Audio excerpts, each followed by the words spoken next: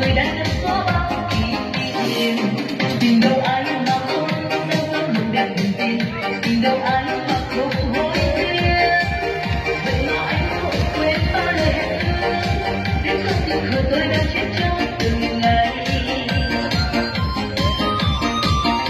Ngày xưa anh sẽ làm gì, ngày xưa anh sẽ làm gì, ngày xưa không yêu người nói đâu phải đâu những lời này.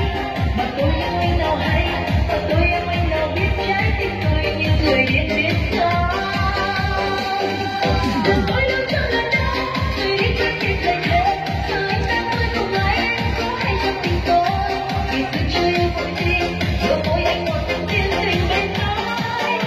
Vì muốn tin lời ngàn nói.